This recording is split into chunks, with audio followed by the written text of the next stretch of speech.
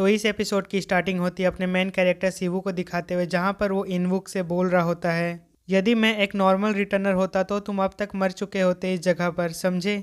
फिर इनवुक बोलता है, नहीं नहीं भाई, तुम गलत सोच रहे हो, ऐसा कुछ नहीं है, मिन्सू एक बहुत ही अच्छा इंसान है।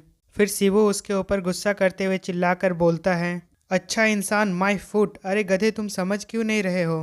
तुम लोगों पर बहुत आसानी से भरोसा कर लेते हो। अगर यदि तुम ऐसा करते रहोगे तो कुछ ही समय में वो तुम्हारे पीठ पीछे छुरा घोंप देंगे, समझे। फिर इनवुक बोलता, अरे भाई, तुम इतना गुस्सा क्यों कर रहे हो, और ऐसा लगता है कि तुम्हारे साथ किसी ने धोखा किया था कोई कॉन्ट्रैक्ट को लेकर, तभी तुम ऐसा बोल रहे हो। भाई लेकिन एक बात सुनो, 3 साल पहले जब हमारी ग्रैंड माँ हॉस्पिटल में थी तब मिन्सू मेरे पास आया और बिना कुछ कहे वो हॉस्पिटल का सारा बिल पे कर दिया, क्योंकि मेरे पास उस समय एक भी पैसा नहीं था, क्योंकि मैंने सारा पैसा रूम रेंट में पे कर दिया था। और यह सुनने के बाद शिवू अपना मन में सोचता है, किसी ऐसे इंसान पर संदेह करना जो किसी ज़रूरतमंद की हेल्प करता हो, वो सच में कोई आसान काम नहीं है। और अगर यदि यह घटना 3 साल पहले हुई थी तो इसका मतलब यह उस समय हुई थी जब मैं यहाँ पर नहीं था, तो इसका मतलब सच में वो एक अच्छा इंसान हो सकता है। फिर वह इनवुक से बोलता, अच्छा ठीक है, ये सब छोड़ो, तुम सबसे पहले कैब से वापस घर चले जाओ जिस कैब से तुम यहाँ पर आए थे, क्योंकि यह जगह बहुत ही खतरनाक है। फिर इनवुक बोलता है, तो तुम्हारा क्या, तुम घर कैसे आओगे। फिर शिवू बोलता है, तुम घर चले जाओ, क्योंकि तुम्हारा प्लान काम नहीं कर रहा, इसीलिए मुझे ही कुछ उपाय करना होगा। और फिर शिवू पॉप में ट्रांसफॉर्म हो जाता है और बोलता है, यार मुझे लगता है कि ऑनलाइन एडवर्टाइजमेंट काम नहीं करेगा, तो मुझे इसे ऑफलाइन ही करना होगा। और फिर इनवुक यह देखकर पूरा शॉक हो जाता है और चिल्लाते हुए बोलता है, क्या तुम कोई मैजिकल गर्ल हो जो मैजिक करती है। फिर शिवू बोलता है, नहीं नहीं, क्या मैं तुम्हें कोई गर्ल दिख रहा हूँ। और यह बोलने के बाद शिवू इनवुक को एक लात मारकर कार के अंदर भगा देता है। बट इनवुक बोल रहा होता है, भाई प्लीज़ अगली बार जब तुम ट्रांसफॉर्म होगे तो मुझे बता देना, क्योंकि मैं तुम्हारे ट्रांसफॉर्म होने की टेक्निक को फिल्म करूंगा। फिर शिवू उससे बोलता है, यहाँ पर रहना तुम्हारे लिए बहुत खतरनाक हो जाएगा, तो इसीलिए तुम घर चले जाओ। फिर इनवुक बोलता है, भाई मैं तुम्हारे ट्रांसफॉर्म को हमारे यूट्यूब इंट्रो के लिए यूज़ करूंगा, मैं प्रॉमिस करता हूँ। और फिर इनवुक वहाँ से चला जाता है। फिर शिवू इनवुक को लेकर अपना मन में सोच रहा होता है, यार इनवुक पहले ऐसा नहीं था, बट उसे अब ऐसा क्या हुआ है उसके साथ जो वो ऐसा बन गया है। शायद मुझे लगता है कि वो बचपन में उसने बहुत अधिक कष्ट सहा होगा तभी ऐसा बन गया। ये सब मेरी गलती है, मुझे उसे ऐसे छोड़कर नहीं जाना चाहिए था। और उसे घर भेजने के बाद शिवू जंगल के अंदर जाने लगता है मिन्सू को खोजने के लिए। फिर तभी उसके पास एक नोटिफिकेशन आता है कि तुम एवेज एरिया में एंटर कर गए हो, और यहाँ पर कोई डेमोनिक एनर्जी है जो लोगों को परेशान करता है, तो तुम्हें उन लोगों को बचाना है। और वहाँ पर कुछ एनिमल्स भी फंसे हुए हैं इस माउंटेन में। फिर हम लोग शिवू को देखते हैं जो जंगल के अंदर जाते हुए अपना मन में सोच रहा होता है, पहली बार जब मैंने इसे देखा था तो यह साधारण माउंटेन लग रहा था, लेकिन चारों तरफ इतना डेमोनिक एनर्जी होने के कारण यह थोड़ा अजीब लग रहा है, तो वो लोग जरूर ही अंदर होंगे इस एबीएस डंजियन में। तो भाई लोग, यहाँ पर डंजियन का मतलब होता है काल कोठरी। और फिर वह बोलता है, यार यहाँ पर कितनी शांति है और यहाँ का वेदर भी कितना अच्छा है। फिर शिवू के सामने अचानक से 4 लोग आ जाते हैं और वह थोड़ा सा डर जाता है। फिर शिवू उन लोगों से बोलता है, तुम लोग यहाँ पर क्या कर रहे हो। फिर उसमें से एक लड़का बोलता है, सॉरी सर, मेरा इरादा आपको डराने का नहीं था, हम यहाँ पर सिर्फ अपने यूट्यूब चैनल के लिए फिल्मिंग कर रहे थे। बट लेकिन क्या मैं पूछ सकता हूँ कि तुम यहाँ पर क्या कर रहे हो, और यहाँ काल कोठरी के पास रहना खतरनाक है। फिर शिवू बोलता है, मैं यहाँ पर मिस्टर मिन्सू से मिलने आया हूँ, और मेरे छोटे भाई ने तुम लोगों से कांटेक्ट किया होगा, क्या तुम्हें कुछ नहीं मिला हमारे बारे में। फिर वो लड़का बोलता, ओह तुम्हारा मतलब रिटर्नर से है, मैंने उसके बारे में मिन्सू से सुना है। अगर यदि तुमने मुझे यहाँ आने से पहले कॉल किया होता तो मैं तुम्हें एंट्रेंस के पास लेने आ जाता। फिर शिवू बोलता है, मेरा फ़ोन यहाँ पर काम नहीं कर रहा था। फिर वो लड़का अपना मोबाइल को देखते हुए बोलता है, नहीं यार, फिर से यार, मुझे यकीन नहीं हो रहा है कि कोरिया में ऐसा कोई जगह है जहाँ नेटवर्क कवरेज नहीं है। बट तुमसे यहाँ पर इस तरह मिलकर मुझे अच्छा लगा, चलो हम तुम्हें मिन्सू तक ले जा सकते हैं, बस तुम मुझे फॉलो करो। फिर शिवू उन सभी लोगों के साथ जाने लगता है। फिर वो कैमरा वाला लड़का शिवू से बोलता है, हम लोग एक बहुत बड़े इवेंट की प्लानिंग बना रहे हैं मिस्टर मिन्सू के यूट्यूब चैनल के लिए, और उसके पास बहुत बड़ी संख्या में व्यूअर्स है, इसीलिए मैं और इनवुक उनकी थोड़ी हेल्प कर रहे हैं। और क्या ये तुम्हारी प्रीस्ट आउटफिट तुम्हारे कॉन्सेप्ट का एक हिस्सा है।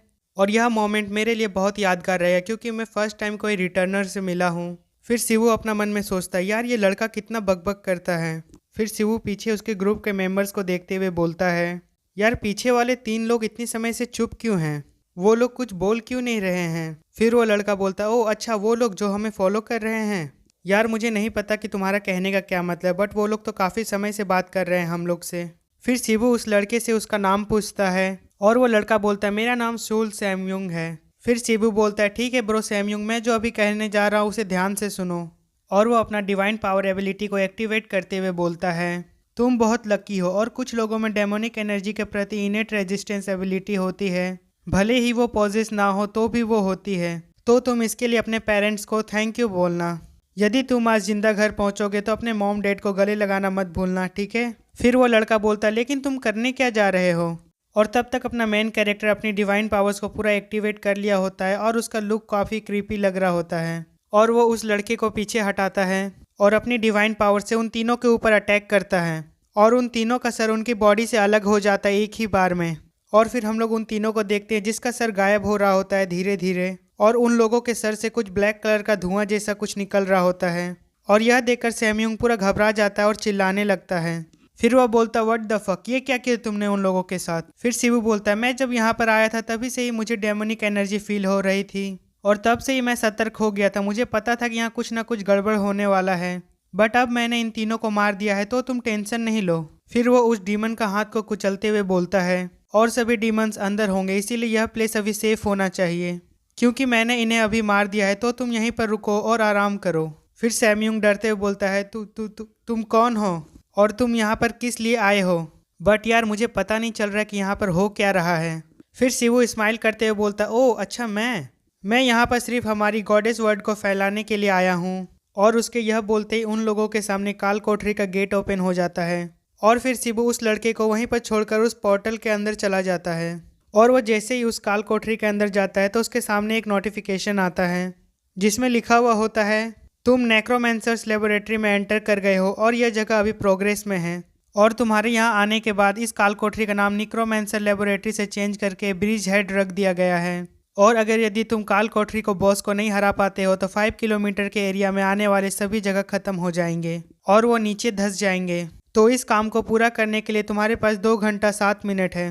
फिर शिवू अपना मन ही मन में बोल रहा होता है यार इस काल कोठरी के चारों ओर डेमोनिक एनर्जी और भी ज़्यादा बढ़ गई है और तो और मैं यहाँ पर प्लेयर्स के मैजिकल एनर्जी भी फील कर सकता हूँ और यहाँ पर ज़रूर कुछ प्लेयर्स बचे होंगे जो डेमोनिक एनर्जी को ख़त्म करने की कोशिश कर रहे होंगे, बट लगता है कि वो लोग मेरे आसपास ही कहीं पर हैं। और वो जैसे ही थोड़ा दूर आगे बढ़ता है तो वो वहाँ पर 2 प्लेयर्स को बैठा हुआ देखता है जो कि घायल होता है और उसे देखकर शिवू बोलता है लगता है ये अभी भी जिंदा हैं, लेकिन ये लोग फेसलेस क्यों हैं और इनका फेस क्यों नहीं दिख रहा है? बट यार ये लोग तो उन क्रिएचर्स के जैसे लग रहे हैं जिन्हें मैंने काल कोठरी में एंटर करने से पहले ख़त्म कर दिया था।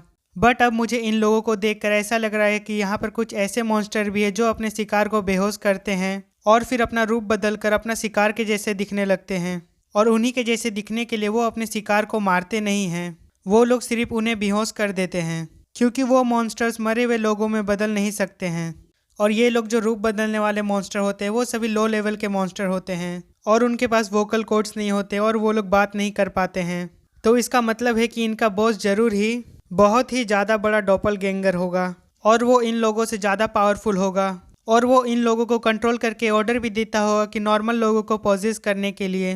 फिर शिवू के पास एक नोटिफिकेशन आता है जिसमें बोलता है कि तुमने कीवर्ड कंफर्म कर लिया है और वो है डॉपलगैंगर और यह भी रिवील हो गया है कि काल कोठरी का बॉस डॉपलगैंगर है। यार बेसिकली डॉपलगैंगर का यह मतलब होता है कि जैसे आप लोगों ने हॉरर स्टोरीज में छलावा के बारे में सुना था, ये वही लोग होते हैं। और फिर शिवू बोलता है यार जैसा मैंने सोचा था ये वैसा ही निकला और यह डॉपलगैंगर जैसे डीमन जो दूसरों के जैसे अपना रूप बदल सकते हैं उनसे निपटना पूरी नॉलेज के साथ थोड़ा मुश्किल हो सकता है और अगर यदि वो लोग किसी के जैसे रूप बदल लेते हैं तो वो उन लोगों की जीवन को नरक बना देते हैं। और यह डॉपलगैंगर चाहे जितनी भी पावरफुल हो मुझे उसे मारना ही होगा और प्लेयर्स को बचाना होगा।